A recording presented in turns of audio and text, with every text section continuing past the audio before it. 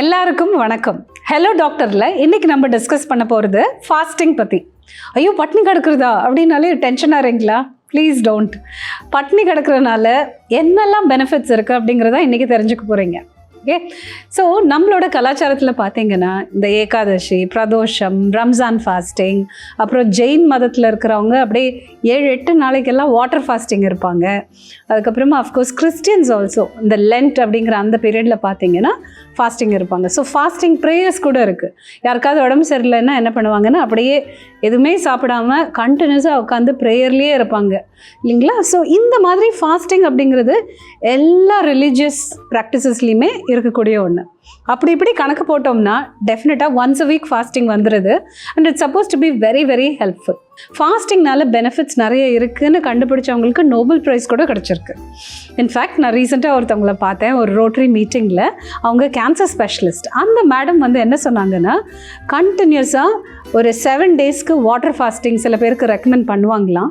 ஏன்னா கேன்சர் இருக்கவங்களுக்கு அது வந்து ரொம்பவும் பெனிஃபிஷியல், ஆர் ராதர் கேன்சர் வராமல் தடுக்கிறதுக்கு அது ரொம்பவும் பெனிஃபிஷியல் அப்படின்னு சொல்லிட்டு அந்த மீட்டிங்கில் சொன்னாங்க.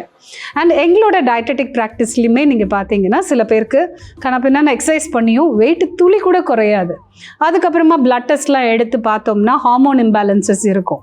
எந்த மாதிரி அப்படின்னா இன்சுலின் ரெசிஸ்டன்ஸ் அல்லது ப்ரீ டயபெட்டிஸ் அப்படின்னு சொல்லக்கூடிய விஷயங்கள்லாம் இருக்குது அப்படின்னா தென் ஆட்டோமேட்டிக்காக அவங்கள பிளட் லெவல்ஸில் இன்சுலின் அதிகமாக இருக்குது. அந்த கூடுதலாக இருக்கிற இன்சுலின் நம்ம எப்படியாவது குறைக்கணும் அப்படின்னு நினச்சோம்னா தென் ஆட்டோமேட்டிக்காக we usually recommend fasting and it works beautifully.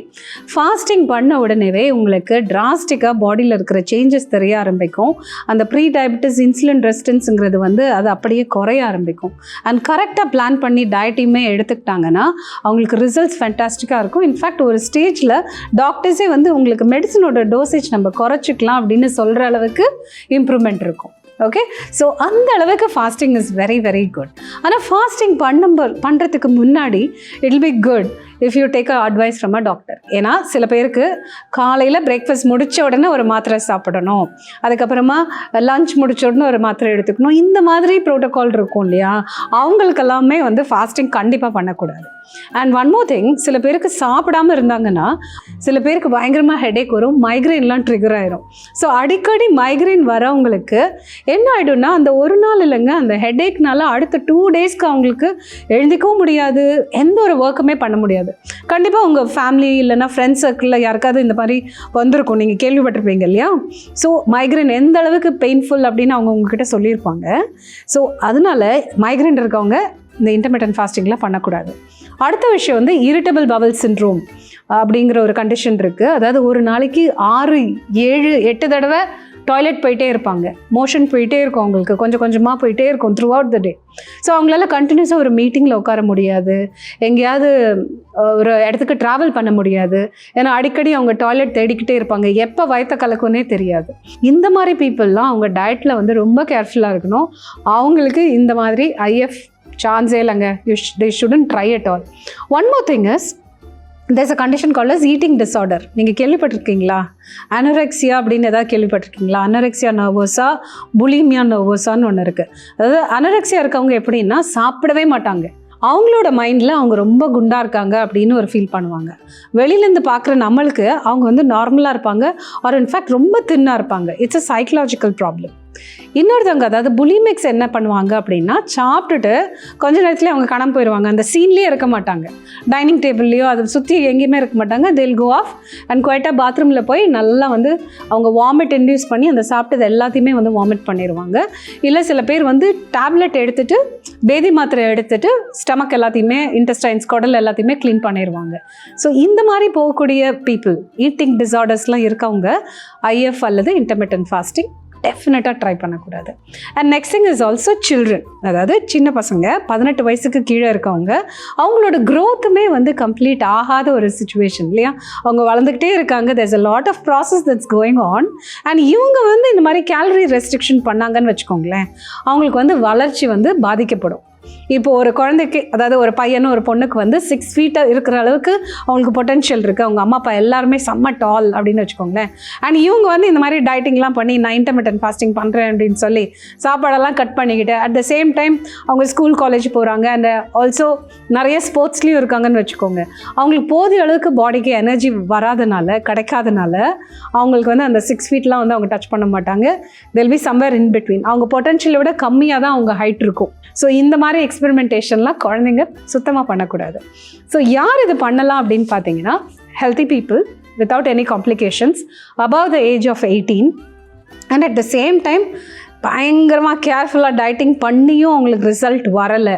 And அதே மாதிரி ஒரு டாக்டர்ஸ் ரிப்போர்ட்டில் அது வந்து ஏதோ ஹார்மோன் இஷ்யூஸ் இருக்குது, நீங்கள் வெயிட்டை குறைச்சா இட் பி பெட்டர். சில பேர் இன்ஃபர்டிலிட்டி இருக்கும், ஒரு ஐவிஎஃப்க்கு போகணும், எம்ப்ரியோ ட்ரான்ஸ்ஃபர் பண்ணுறதுக்கு முன்னாடி அந்த டாக்டர் சொல்லியிருப்பாங்க, ப்ரொசீஜருக்கு முன்னாடி மேடம் நீங்கள் வந்து ஒரு 8-10 கிலோ குறைச்சிட்டு வாங்க, இது பண்ணிங்கன்னா உங்களுக்கு நம்ம மெடிசனோட டோசேஜும் கம்மியாக பண்ணலாம், அந்த கன்செப்ஷனோட சான்சஸும் பெட்டராக இருக்கும், எல்லாமே சக்ஸஸ்ஃபுல்லாக முடியும்.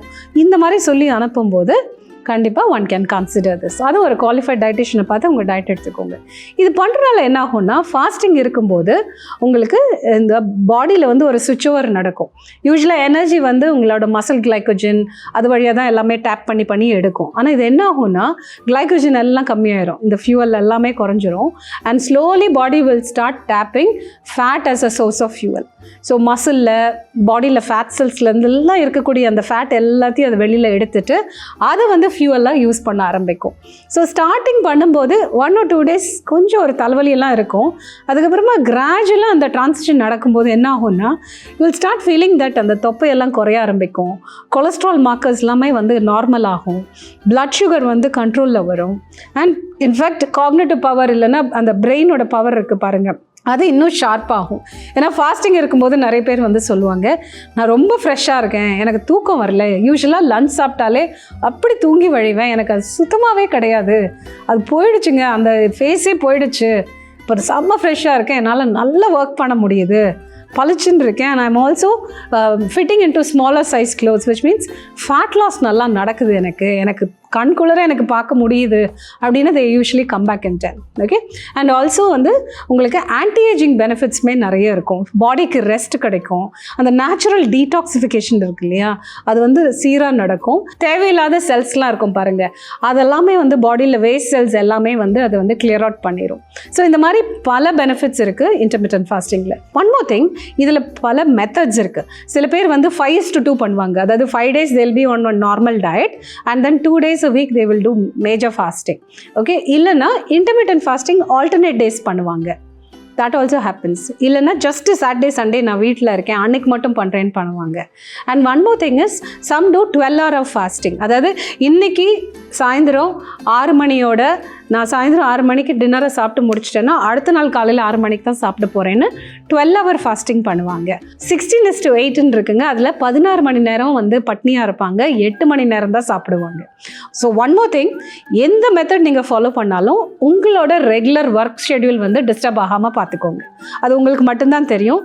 So you figure out what will work best for you, so that உங்கள் ஆஃபீஸ் ஒர்க் அண்ட் தென் நீங்கள் ஏதாவது படிக்கிறீங்க, எக்ஸாமுக்கு ரெடி ஆகிட்டு இருக்கீங்கன்னா அதில் வந்து இதை வந்து அஃபெக்ட் பண்ணக்கூடாது. ஸோ அந்த மாதிரி நீங்கள் பார்த்துக்கோங்க. இந்த 8 hour ஈட்டிங் பீரியடில் நீங்கள் பஜ்ஜி, போண்டா, பிரியாணி எல்லாம் சாப்பிட்டீங்கன்னா கண்டிப்பாக உங்கள் கொலஸ்ட்ரால்லாம் ஏற தான் செய்யும் அண்ட் அஃப்கோர்ஸ் வெயிட்டு கூட தான் செய்யும். ஸோ அந்த 8 hours கரெக்டான ஹெல்த்தியான ஃபுட்டை நீங்கள் சாப்பிடணும். Okay, so that is important. ஏன்னா கண்ணாப்பின்னான்னு என்ன வேணால் நான் சாப்பிடுவேன், நான் ஃபாஸ்டிங் இருந்தேன், இன்டர்மிட்டன்ட் ஃபாஸ்டிங் எனக்கு வேலையே நடக்கலை, அது என்ன கான்செப்ட், சுத்தமாக எனக்கு ஒர்க் அவுட் ஆகலை அப்படின்னு சில பேர் சொல்லுவாங்க. அப்புறம் நோண்டி கேட்டால் தான் தெரியும் they were just eating all sorts of junk in between. Okay, so the idea is healthy balanced diet but within a time period. இதை வந்து டைம் ரெஸ்ட்ரிக்டட் ஈட்டிங்னு கூட சொல்லுவாங்க. அண்ட் இதனால பெனிஃபிட்ஸ் நிறைய பேருக்கு இருக்குது, ப்ளஸ் மைனஸ் இருக்குது. உங்களுக்கு அது சூட் ஆகுமா இல்லையா அப்படிங்கிறது கண்டிப்பாக ஒரு டாக்டர்கிட்ட டிஸ்கஸ் பண்ணிக்கோங்க, குவாலிஃபைட் டயட்டிஷியன்ட்ட ஒரு கன்சல்டேஷன் எடுத்துக்கோங்க. கரெக்டாக பிளான் பண்ணி ஒரு ஸ்ட்ரக்சர் போட்டு கொடுக்குறது நீங்கள் ஃபாலோ பண்ணிங்கன்னா அதோட பெனிஃபிட்ஸ் உங்களால் கண்டிப்பாக ரீட் பண்ண முடியும். Fine, fasting is healthy but it's got its own advantage and disadvantage. கரெக்டாக அண்டர்ஸ்டாண்ட் பண்ணி இதை நீங்கள் அப்ரோச் பண்ணிங்கன்னா அதோட பெனிஃபிட்ஸ் உங்களுக்கு கண்டிப்பாக கிடைக்கும். இதே மாதிரி ஒரு இன்ட்ரெஸ்டிங்கான டாப்பிக்கோடு உங்களை அடுத்த முறை சந்திக்கிறேன். தேங்க்யூ.